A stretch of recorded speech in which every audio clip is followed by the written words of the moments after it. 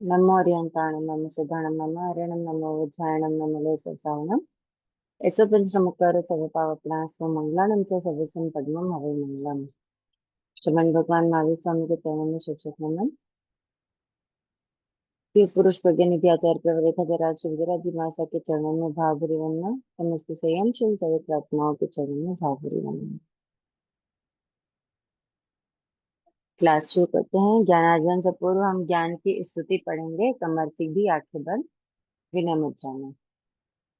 जो जन श्रद्धा भाव से करे शुद्ध का ज्ञान, ज्ञानावरण्य कर्म टले प्राप्त करे सद्ज्ञान।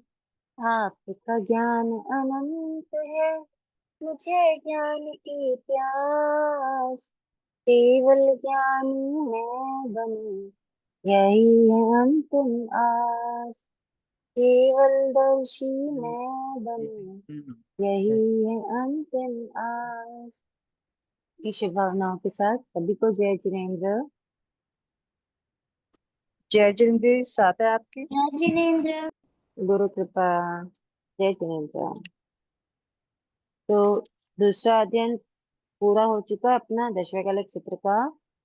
आज हम तीसरा अध्ययन पढ़ेंगे। ठीक है, फिर 10वें कलक सूत्र तीसरा अध्ययन। अच्छा, यहाँ पे अभी क्लास में जितने लोग हैं उनको क्या 10वें कलक सूत्र याद है? 2-3 अध्ययन या 4 अध्ययन, जितना भी। दी फर्स्ट वाला याद है, बाकी नहीं है। ओके, मंगल वाला। बाकी लोग जो हैं,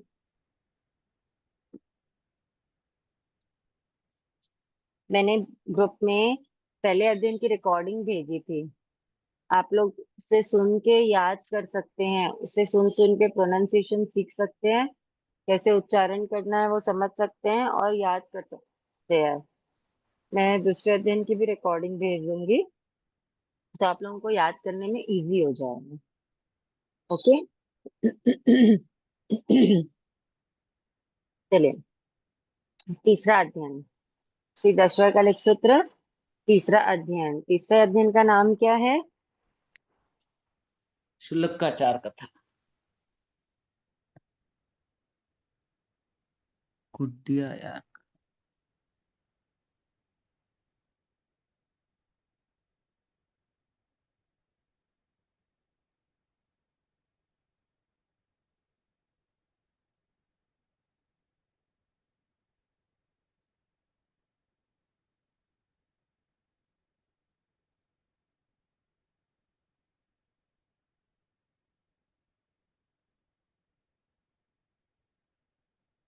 तीसरा अध्ययन। ओके, तीसरे अध्ययन का नाम है खुडिया यार कहा। क्या नाम है? दिख रहा है सभी को?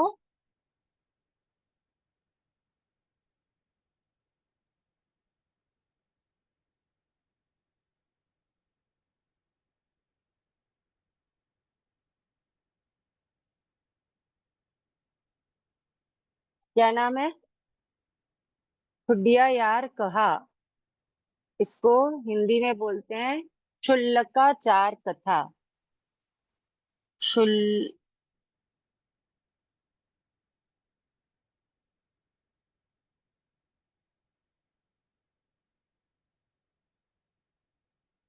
देखो, खुडिया यार क्षुल्लकाचार कहा कथा। क्षुल्लकाचार का मतलब क्या हो गया? क्षुल्लक प्लस आचार, मतलब क्षुल्लक के आचार का इस अध्ययन में वर्णन है। क्षुल्लक किसे कहते हैं? क्षुल्लक का मतलब होता है छोटा। मतलब जो छोटे साधु रहते हैं ना, उनको बोलते हैं क्षुल्लक। ठीक है, जैसे सीनियर जूनियर होते हैं ना, तो जो जूनियर साधु रहते हैं उन्हें क्या कहा जाता है? क्षुल्लक कहा जाता है। ठीक है, तो देखो, ज्ञान प्राप्त कर लिया और उस ज्ञान को आचरण में नहीं लेकर आए तो क्या मोक्ष संभव है क्या? साधु बने हैं और साधु बनने के बाद अगर आचरण प्रॉपर नहीं होगा तो उनका संयम स्थिर रह पाएगा? उनका संयम लेना सार्थक हो पाएगा? नहीं। नहीं हो सकता ना। तो इसलिए एक साधु का, एक क्षुल्लक का, एक क्षुल्लक का आचार कैसा होना चाहिए, उसको किन बातों का ध्यान रखना चाहिए, इन सभी चीजों का वर्णन इस अध्ययन में है। समझ में आ रही है बात? क्षुल्लकाचार कथा में ये सारी बातें बताई गई है कि एक साधु जो भी नया है ना, जिसको सारी चीजें अभी पता नहीं है, तो उसको कैसे अपने आचार का पालन करना, किन बातों का ध्यान रखना, किन बातों की सावधानी रखना, उन सब चीजों का इस अध्ययन में वर्णन है। ठीक है, देखो क्या लिखा है, जो निर्ग्रंथ महर्षियों के आचरण करने योग्य नहीं है, ऐसे 52 अनाचारों का वर्णन इस अध्ययन में किया गया है। अनाचार, अनाचार का मतलब क्या हो गया? जो निर्ग्रंथ महर्षियों के आचरण करने योग्य नहीं है। अनाचार, अन प्लस आचार इज इक्वल टू क्या हो गया? अनाचार। अन आचार,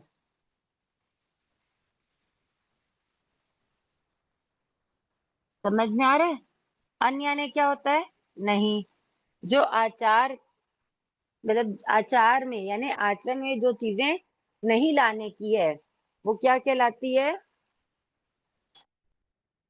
क्या अनाचार, कहलाती है वो? अनाचार। अनाचार कहलाती है। ओके, आपको पूछे अनाचार किसे कहते हैं तो क्या बताओगे? जो जो आचार में निर्ग्रंथ, नहीं लाई जाती है हाँ, किसके आचार में?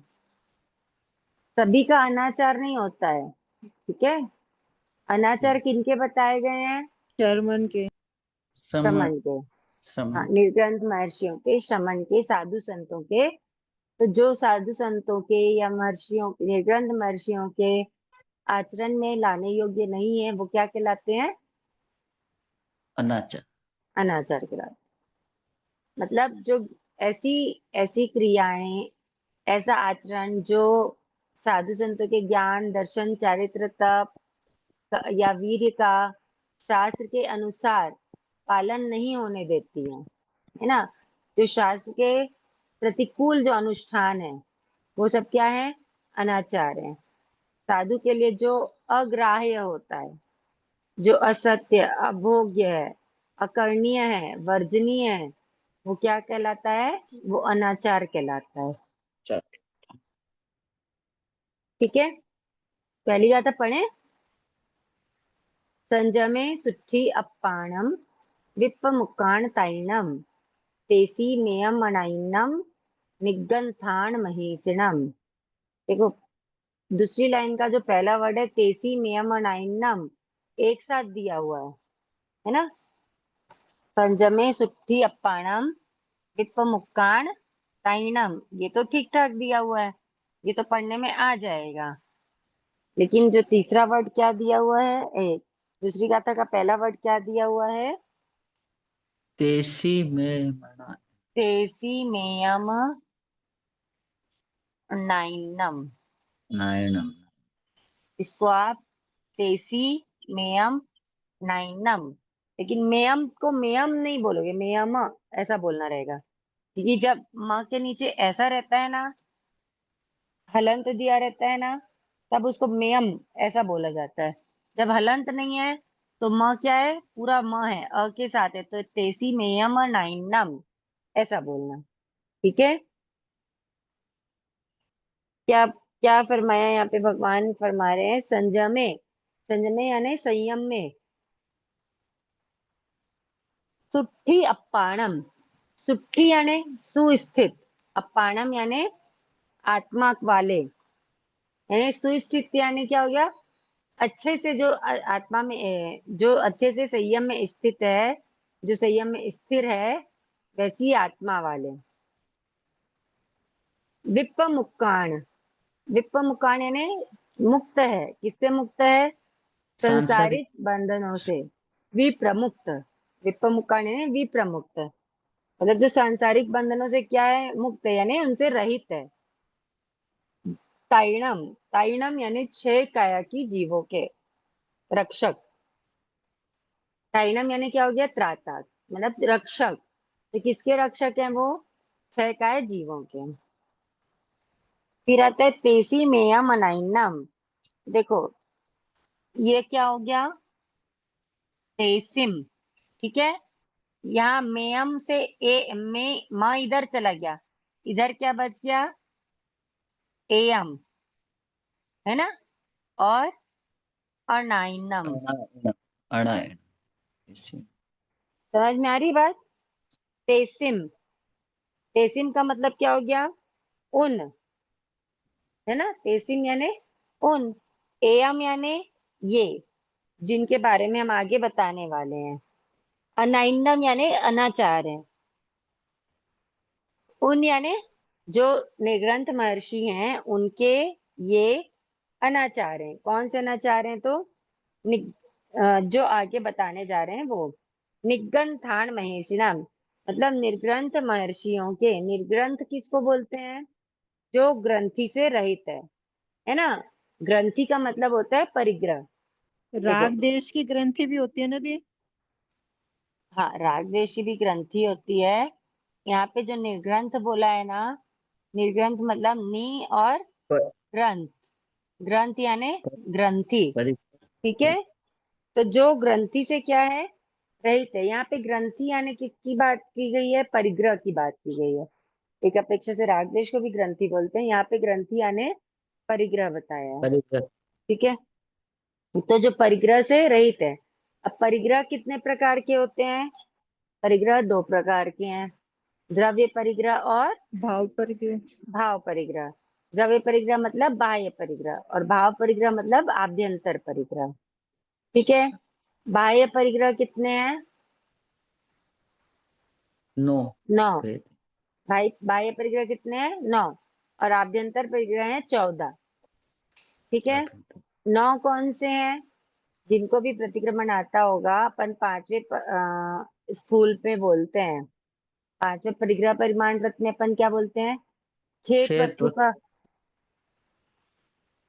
बोलिए। खेत वस्तु का परिमाण अतिक्रमण क्या हो, हिरण सुवर्ण का परिमाण अतिक्रमण क्या हो, धन धान्य का धन परिमाण धान्य का अतिक्रमण, परिमाण अतिक्रमण किया हो, दुपे छिपे का दुपय परिणाम, चौपय का परिणाम कुबी धातु अतिक्रमण का, किया और क्या कुविय का कुबी धातु परिणाम का अतिक्रमण। ठीक है। तो खेत वस्तु, धन धान्य, धान्य, द्रौपद चौपद, हिरण सुवन, हिरण सुवर्ण, हिरण सुवर्ण, कुविय, धन धान, द्रौपद चौपद और कुव्य, कुविय, ठीक है ना। खेत वस्तु, हिरण सुवर्ण, धन धान्य, द्रौपद चौपद और कुव्य, कितने हो गए, 5। 9 हो गए। हाँ खेत हाँ वस्तु, ठीक हाँ, है। 2। खेत खेत वस्तु, हिरण्य हिरण स्वर्ण, सुवर्ण, धन धान्य, द्रौपद चौपद और कुव्य, कुबी कुविय, धातु, ये 9 जो होते हैं ये होते हैं बाह्य परिग्रह। अब खेत किसको बोलना, खेत यानी होता है क्षेत्र, खुली जमीन, ठीक है। क्षेत्र या खुली जमीन, जो प्लॉट रहता है ना, या हाँ, खेत रहते हैं बड़े बड़े, वो सब क्या किस में आ जाते हैं, खेत में, क्षेत्र, ठीक है। फिर वत्तु, वत्तु का मतलब होता है ढकी हुई जमीन, यानी जिसके ऊपर कुछ बना हुआ हो, मकान भवन, जो भी 8 बना बज हुआ गए। रहता है ना, ये किस में आता है, वत्तु। वत्तु यानी होता है वास्तु, ठीक है। खेत वत्तु, हिरण सुवर्ण, हिरण यानी क्या हो गया, चांदी, हिरण यानी चांदी, और सुवर्ण यानी सोना। सुना, धन धान्य, धन यानी पैसा, ठीक है। और धान्य यानी अनाज, गेहूं चावल आदि जो भी अनाज होते हैं ना, वो,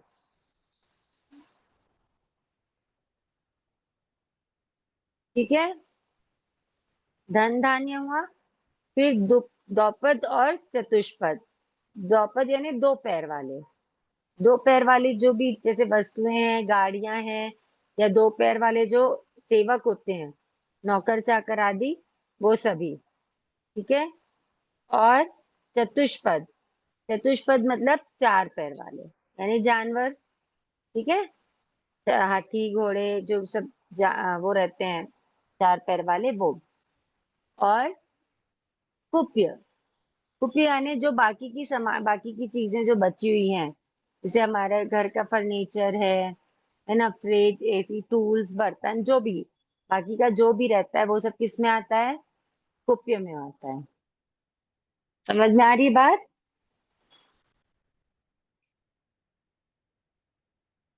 कि नौ बाह्य बाह्य नौ परिग्रह समझ में आए किसको बोलते हैं?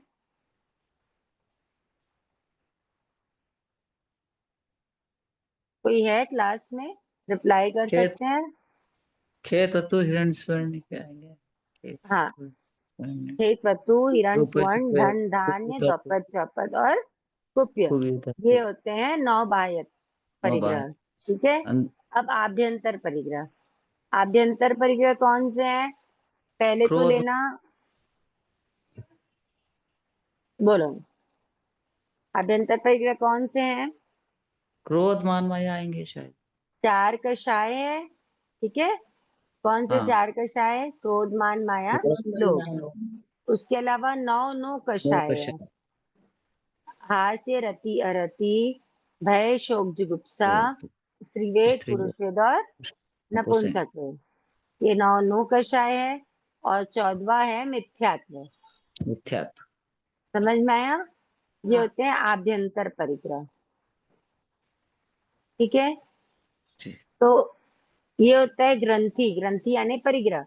और निग्रंथ, निग्रंथ मतलब जिनको ग्रंथि नहीं है, जो ग्रंथि से मुक्त हैं, तो उनके ये वाले ना उनको बाह्य परिग्रह रहते हैं, ना ही आभ्यंतर परिग्रह रहते हैं। ओके। उन्हें क्या कहते हैं? निग्रंथ कहते हैं। ठीक है।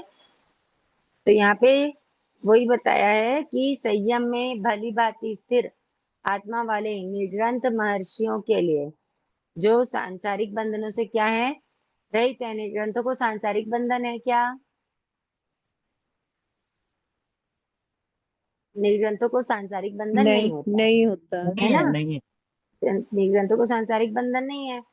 और वो छह काय जीवों के रक्षक, उन निग्रंथ यानी परिग्रह रहित महर्षियों के ये आगे कहे जाने वाले अनाचार हैं। कि पहली गाथा में बताया, पहली गाथा में इंट्रोडक्शन दिया। ठीक है। अब आगे की गाथा में अपन जानेंगे कि कौन कौन से अनाचार है। बात समझ में आ रही है? कौन कौन से अनाचार हैं? तो ये दूसरी गाथा से स्टार्ट होता है। टोटल अनाचार कितने हैं? 5 7 8 52 है। 52 होते हैं ना दी। अनाचार 52 होते हैं। पांचवे पद की वंदना में बोलते ना, 52 अनाचार टाले, टेढ़ी आवे नहीं, नित्य जी में नहीं, बोलते ना पांचवे पद की वंदना में। हाँ जी। साधु के कितने अनाचार हैं? 52। 52 52। अनाचार। ठीक है। तो पहला अनाचार हम दूसरे गाथा से स्टार्ट करें। दूसरी गाथा से अनाचारों का वर्णन है। तो दूसरी गाथा में कितने अनाचार हैं ये अपन को गिनना है। ओके। तो दूसरी जी, गाथा पढ़ते हैं। उद्देश्यम कियगडम नियागम अभिहडाणीय, राई भत्ते सिनानेय गंधमल्लेय वीयणे।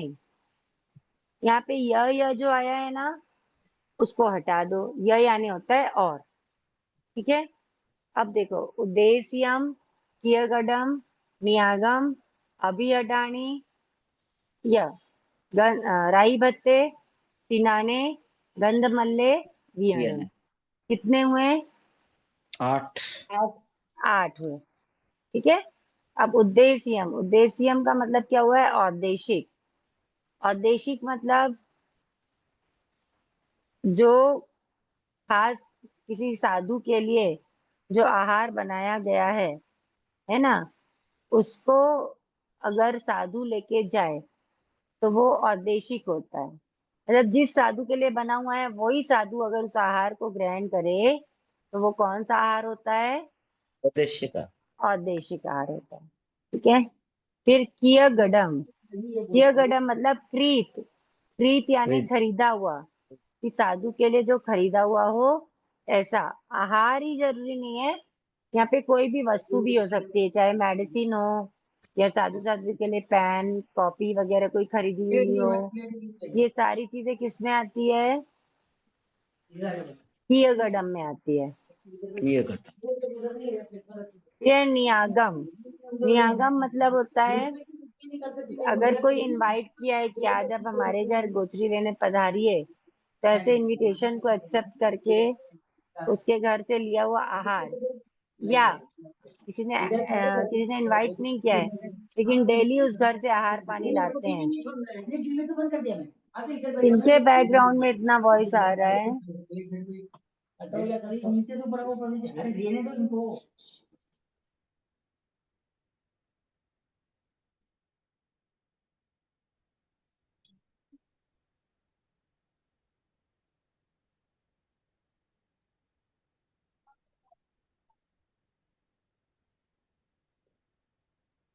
तो जैसे कि इनविटेशन पे नहीं गए, लेकिन अगर डेली किसी घर से आहार या कोई सामान ग्रहण आहार, डेली पानी या आहार ले रहे हैं किसी घर से, तो वो भी किस में आ गया? नियागम में। ठीक है। फिर अभी हडानी, अभी यानी होता है सम्मुख, यानी सामने लाया हुआ, यानी साधु गोचरी लेने को नहीं पधारे और हम साधु के जहाँ पे साधु अभी विराज रहे हैं वहां ला करके अगर उनको गोचरी बेरा रहे हैं, साधु के लिए सामने से ला करके आहार बेरा रहे हैं, तो वो कौन सा अनाचार है? अभी हडानी। ठीक है। राई भत्ते, राई भत्ते यानी रात्रि भोजन, सिनाने यानी स्नान, राई भत्ते सिनाने यानी स्नान। फिर गंध मल्ले, गंध यानी होता है सुगंधित पदार्थों का सेवन करना, मल्ले यानी फूल की माला। ठीक है, फूल आदि की माला। और वियणे, वियणे यानी पंखा आदि से हवा लेना, जैसे कभी पेपर से, कॉपी से, या किसी पुट्ठे से, या कपड़े से, किसी भी चीज से जो हवा ली जाती है वो किस में आता है? वियणे। समझ में आ रही है बात?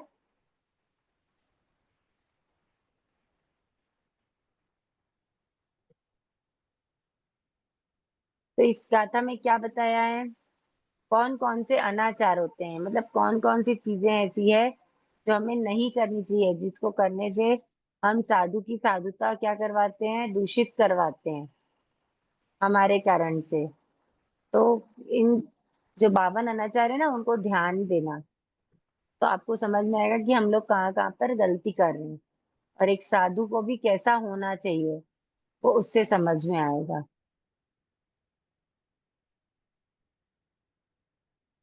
ठीक है। तीसरी गाथा पढ़ते हैं। तन्निहि गिहिमत्ते य रायपिंडे किमिच्छय संवाहना दंतपहोयणाय संपुच्छना देहपलोयणाय। तन्निहि यानी संचय करना, तो घी गुड़ आदि वस्तुओं का संचय करना साधु को लगता है क्या? गिही मत्ते यानी गृहस्थ के पात्र में भोजन करना साधु नहीं कर सकता है ना। नहीं। रायपिंडे, रायपिंड यानी राजपिंड, यानी राजा का जो आहार बनता है उसमें से ग्रहण करना। किमिच्छय, किम इच्छय यानी तुमको क्या चाहिए, ऐसे ऐसे याचक से पूछकर जहाँ उसकी इच्छा अनुसार दान दिया जाता है वहां से आहार आदि लेना। संवाहना, संवाहना यानी मर्दन करना। सं संलोय दंत पहोयना, दंत पहोयना का मतलब होता है दांत धोना, दंत प्रक्षालन।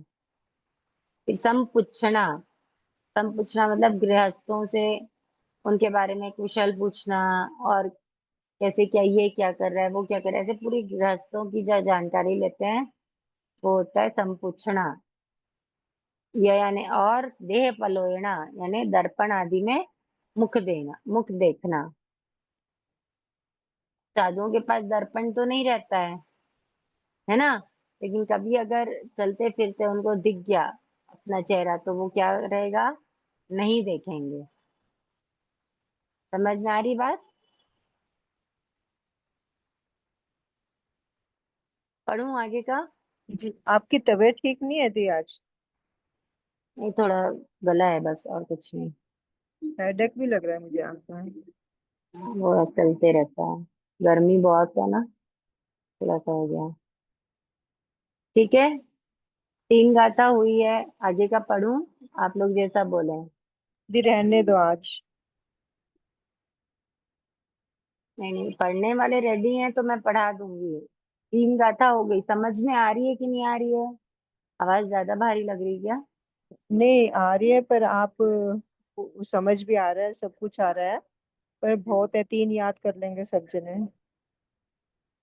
चलो एक गाथा और कर लेते हैं। करवा दूं ना एक गाथा और? बाकी लोग भी कुछ रिप्लाई कीजिए, आप लोग पढ़ रहे हैं कि नहीं पढ़ रहे हैं, समझ आ रहा है कि नहीं आ रहा है? नहीं नहीं, पढ़ रहे हैं, समझ में आ रहा है, अच्छा से आ रहा है। आ रहा है, चलिए एक गाथा और करते हैं। अट्ठावय नालिये छत्तस्य धारण अट्ठाए तेगिच्छम पहाना पाए समारंभम च जोइनो। देखो, अपन ने दूसरी गाथा में कितने अनाचार पढ़े हैं?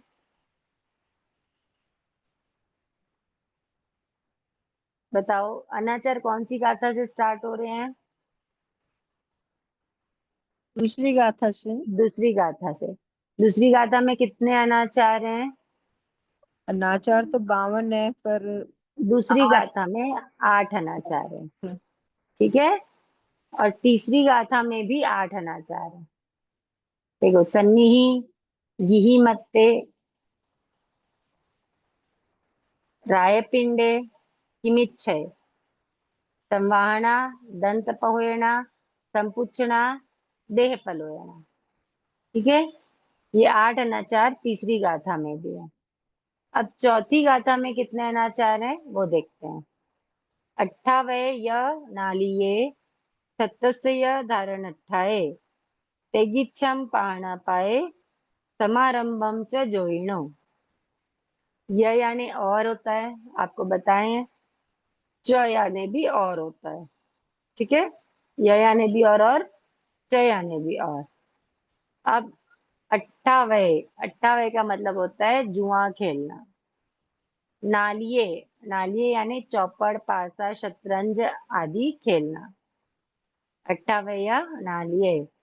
छत्तस्य, छत्तस्य धारण अट्ठाए, छत्तस्य यानी छत्र का, धारण अट्ठाए यानी धारण करना, छत्र धारण करना। तेगिच्छम पहाना पाए, तेगिच्छम यानी क्या होता है? रोग का इलाज करना, चिकित्सा। तेगिच्छम यानी चिकित्सा, यानी रोग का इलाज करना। पहाना पाए, पहाना पाए का मतलब होता है पैरों में जूते चप्पल आदि पहनना। ठीक है, पहाना पाए।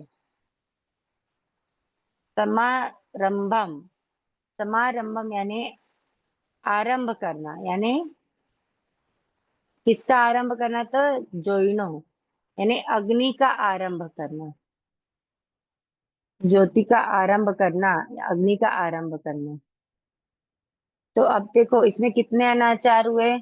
अट्ठावय एक अनाचार, नालिये दूसरा, छत्तर धारण अट्ठाए तीसरा, तेगिच्छम चौथा, चौथा, पहाना पाए पांचवा, पांचवा, और जोइनो छठा। समारंभम से जोइनो क्या हो गया? छठा अनाचार। ठीक है, ये 6 अनाचार चौथी गाथा में फरमाए हैं। ओके सा, समझ हाँ में आया? जी। हाँ सर, समझ में आया। ओके सा, आज अपन इतना ही रखते हैं 4 गाथा, क्योंकि इसको करने के बाद अपना, देखो ये थोड़ा सा है, फिर 5 समिति 3 गुप्ती रहेगा और 6 काय का टुकड़ा रहेगा। तो 6 काय का टुकड़ा तो हमने स्टार्ट कर ही दिया है ना? इसके साथ साथ वो भी हो जाएगा कंप्लीट। तो एकदम फास्ट फास्ट नहीं करते, अपने पास समय है। उसके बाद फिर 5 समिति 3 गुप्ती का टुकड़ा बचेगा, क्योंकि 6 काय का टुकड़ा भी आपका एक क्लास का ही टुकड़ा बचा हुआ है, अगर अपन कंटिन्यू करते हैं तो। और अगर अपन आधा आधा टाइम देंगे तो 2 क्लास लगभग। ठीक है सा, तो आज के लिए इतना ही रखते हैं। ठीक है दी, हाँ। हाँ जिन दीदी। आज्ञावृत्त कुछ कहने में आया तो मिच्छामि दुक्कडम, किसी का दिल दुखाया तो खमत थामना सा। जय आप जय। लोग पढ़िए इसको। नहीं है गुरु तो कृपा। ठीक है। आप लोग इसको पढ़िए, है ना, जैसा भी होता है। और मैं ग्रुप में रिकॉर्डिंग भेज दूंगी दूसरे अध्ययन की, तो दूसरा अध्ययन भी याद करना स्टार्ट कर दीजिए। साता है दीदी आपकी? गुरु कृपा ऐसा। जय जिनेन्द्र सबको। जय जय जिनेन्द्र सब। जय जिनेन्द्र जी, सभी को जय जिनेन्द्र। धन्यवाद दी, बहुत बहुत आभार है। बहुत आप बहुत आभार सबका दीदी। बहुत बहुत आभार। तबीयत ठीक होने नहीं होने के बावजूद भी आप क्लास ले रहे अरे हैं, बहुत बहुत अनुमोदना दी, बहुत बहुत तहे दिल से सब अनुमोदना। सब ठीक है, सब ठीक है, गुरु कृपा है।